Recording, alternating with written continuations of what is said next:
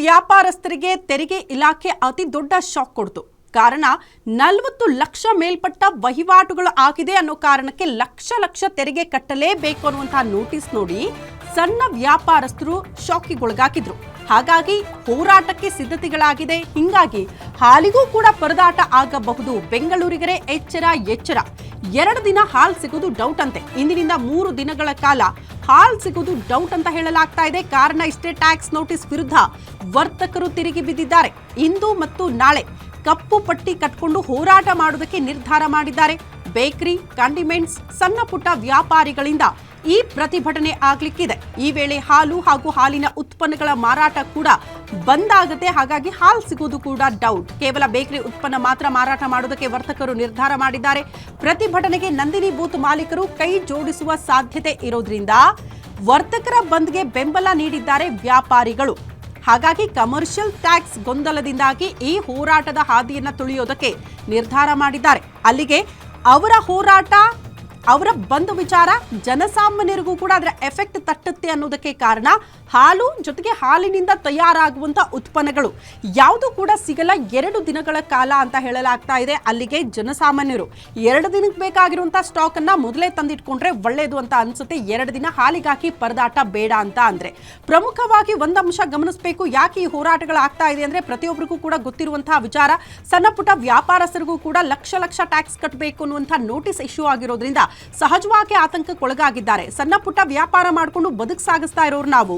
ನೀವೇ ಕ್ಯಾಶ್ಲೆಸ್ ಅನ್ನ ತಂದವರು, ಡಿಜಿಟಲ್ ಇಂಡಿಯಾ ಅಂತ ಹೇಳಿದವರು. ಹಾಗಾಗಿ ನಾವು UPI ನ ಬಳಸ್ಕೊಂಡು ಕ್ಯಾಶ್ ಇಲ್ಲದೆ ವ್ಯವಹಾರ ಮಾಡ್ತಾ ಇದ್ವಿ. ಬಟ್ ಈಗ ಏಕಾಏಕಿ ಇದಕ್ಕೆ ನೀವು ಟ್ಯಾಕ್ಸ್ ಕಟ್ಟಬೇಕು ಅಂತ ಅಂದ್ರೆ ನಾವು ಬದುಕು ನಡೆಸೋದು ಹೇಗೆ, ವ್ಯಾಪಾರ ಮಾಡೋದು ಹೇಗೆ? ಬಹುತೇಕರು ಇದನ್ನ ಪ್ರಶ್ನೆ ಮಾಡ್ತಿದ್ದಾರೆ.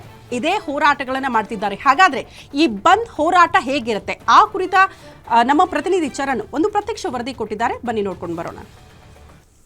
ವಾಣಿಜ್ಯ ತೆರಿಗೆ ಇಲಾಖೆಯ ನೋಟಿಸ್ನಿಂದಾಗಿ ಒಂದಿಷ್ಟು ವ್ಯಾಪಾರಿಗಳು ಶಾಕ್ ಆಗಿರುವಂಥದ್ದು. ಪ್ರಮುಖವಾಗಿ ಲಕ್ಷ ಗಟ್ಟಲೆ ನೋಟಿಸ್ ಬಂದಿರೋ ಹಿನ್ನೆಲೆಯಲ್ಲಿ ಅದರ ವಿರುದ್ಧವಾಗಿ ಹೋರಾಟ ಮಾಡಲಿಕ್ಕೆ ಕೂಡ ಸಿದ್ಧತೆಯನ್ನು ನಡೆಸಿಕೊಂಡಿರುವಂಥದ್ದು. ಪ್ರಮುಖವಾಗಿ ಇಂದು ಎಲ್ಲ ಅಂಗಡಿಗಳಲ್ಲಿ ಹಾಲಿನ ವ್ಯಾಪಾರವನ್ನ, ಕ್ಯಾಂಡಿಮೆಂಟ್ಸ್ಗಳಾಗಿರ್ಬೋದು, ಬೇಕರಿಗಳಾಗಿರ್ಬೋದು, ಏನೋ ಹಾಲಿನ ವ್ಯಾಪಾರವನ್ನ ಮಾಡ್ತಾ ಇದ್ರು, ಅದೇ ರೀತಿಯಾಗಿ ಹಾಲಿನ ಉತ್ಪನ್ನಗಳನ್ನ ಮಾರಾಟ ಮಾಡ್ತಾ ಇದ್ರು. ಅದನ್ನ ಸಂಪೂರ್ಣವಾಗಿ ಬಂದ್ ಮಾಡಲಿಕ್ಕೆ ಕೂಡ ಒಂದು ಕರೆಯನ್ನ ಕೊಟ್ಟಿರುವಂಥದ್ದು. ಈ ಒಂದು ಬಂಧನ ಪ್ರಕ್ರಿಯೆ ಏನಿದೆ 3 ದಿವಸಗಳ ಕಾಲ ನಡೀಲಿಕ್ಕಿರುವಂಥದ್ದು. ಪ್ರಮುಖವಾಗಿ ಇವತ್ತು ಆರಂಭಗೊಂಡ್ರೆ ಇವತ್ತಿನಿಂದ ನಿಧಾನವಾಗಿ ಹಂತವಾಗಿ ಕೂಡ ಪ್ರತಿಭಟನೆಯನ್ನ ಮುಂದುವರಿಸಲಿಕ್ಕೆ ಸಿದ್ಧತೆಯನ್ನ ಮಾಡಿರುವಂಥದ್ದು ಗಮನಿಸ್ತಾ ಇರಬಹುದು. ಬೇಕರಿಗಳ ಒಳಭಾಗದಲ್ಲಿ ಕೂಡ ಈ ಒಂದು ಪೋಸ್ಟರ್ಗಳ ಅಳವಡಿಕೆ ಆಗಿರಬಹುದು. ಮತ್ತೆ ಹಾಲಿನ ಉತ್ಪನ್ನಗಳೇನಿದೆ ಅವುಗಳನ್ನ ಸಂಪೂರ್ಣವಾಗಿ ಇವತ್ತು ನಿಷೇಧವನ್ನ ಹೇರುವಂಥದ್ದು. ಮತ್ತೆ ಅದಾದ ಬಳಿಕ ಇವತ್ತು ನಿನ್ನೆ ತಂದಿದ್ದಂತ ಹಾಲಿನಲ್ಲಿ ಟೀಯನ್ನ ಮಾಡಿ ವ್ಯಾಪಾರಿಗಳಿಗೆ, ಗ್ರಾಹಕರಿಗೆ ನೀಡಿ ವ್ಯಾಪಾರವನ್ನ ಮಾಡುವಂತ ಕೆಲಸ ಆಗುತ್ತೆ. ಆದ್ರೆ ನಾಳೆಯಿಂದ ಪ್ರಮುಖವಾಗಿ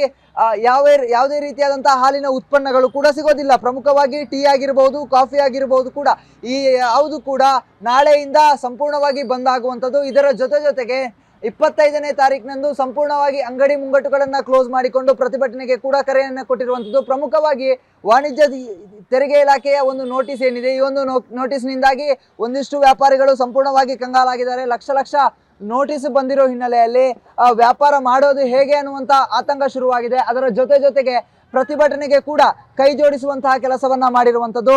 ಈ ಒಂದು ಪ್ರತಿಭಟನೆ ಏನಿದೆ ಪ್ರಮುಖವಾಗಿ ವಾಣಿಜ್ಯ ಇಲಾಖೆಯ ವಿರುದ್ಧ ಅಲ್ಲದೆ ಹೋದ್ರು ಕೂಡ ವಾಣಿಜ್ಯ ಇಲಾಖೆಯ ಅಧಿಕಾರಿಗಳೇನಿದ್ದಾರೆ ಅವರಿಗೆ ತಕ್ಕ ಪಾಠವನ್ನ ಕಳಿಸಬೇಕು. ಪ್ರಮುಖವಾಗಿ ಈ ಹಿಂದೆ ಇದ್ರ GST ಬಗ್ಗೆ ಆಗಿರಬಹುದು, ಮತ್ತೆ ನೋಟಿಸ್ ಬಗ್ಗೆ ಆಗಿರಬಹುದು, ಒಂದಿಷ್ಟು ಮಾಹಿತಿಯನ್ನ ನೀಡಿದ್ರೆ ಯಾವುದೇ ರೀತಿಯಾದಂತಹ ಒಂದಿಷ್ಟು ಸಮಸ್ಯೆಗಳಾಗ್ತಾ ಇರಲಿಲ್ಲ, ಮತ್ತೆ ಗೊಂದಲಗಳಾಗ್ತಾ ಇಲ್ಲ ಅನ್ನುವಂಥದ್ದು ವ್ಯಾಪಾರಿಗಳ ಮಾತಾಗಿರುವಂಥದ್ದು. ಪ್ರಮುಖವಾಗಿ ಗೊಂದಲದಿಂದಾಗಿ ವ್ಯಾಪಾರಿಗಳು ಒಂದಿಷ್ಟು ಸಮಸ್ಯೆಗೆ ಈಡಾಗಿರುವಂಥದ್ದು. ಅದರ ಜೊತೆಗೆ ಸರ್ಕಾರದ ವಿರುದ್ಧ ಮತ್ತೆ ವಾಣಿಜ್ಯ ತೆರಿಗೆ ಇಲಾಖೆಯ ವಿರುದ್ಧ ಹೋರಾಟಕ್ಕೆ ಕೂಡ ಸಜ್ಜಾಗಿರುವಂಥದ್ದು. ಪ್ರಮುಖವಾಗಿ ಇವತ್ತಿನಿಂದನೇ ಈ ಒಂದು ಹೋರಾಟದ ಬಿಸಿ ಜೋರಾಗ್ತಾ ಇದ್ರೆ ನಾಳೆ ಮತ್ತಷ್ಟು ಹೆಚ್ಚಾಗುವಂತಹ ಸಾಧ್ಯತೆ ಇದೆ. ಇಂದು ಸುಮಾರು 10 ಗಂಟೆಯ ಸುಮಾರಿಗೆ ಕಾರ್ಮಿಕ ಪರಿಷತ್ನ ನೇತೃತ್ವದಲ್ಲಿ ಪ್ರತಿಯೊಂದು ಬೇಕರಿಗಳಿಗೆ ಭೇಟಿಯನ್ನ ನೀಡಿ ಅಲ್ಲಿಂದ ಈ ಒಂದು ಹೋರಾಟದ ಕಿಚ್ಚು ಮತ್ತಷ್ಟು ಹೆಚ್ಚಾಗುವಂತಹ ಸಾಧ್ಯತೆಗಳು ಕೂಡ ಇರುವಂಥದ್ದು. ಕ್ಯಾಮ್ರಾ ಪರ್ಸನ್ ರಾಕೇಶ್ ಜೊತೆಗೆ ಚರಣ್, ಗ್ಯಾರಂಟಿ ನ್ಯೂಸ್, ಬೆಂಗಳೂರು.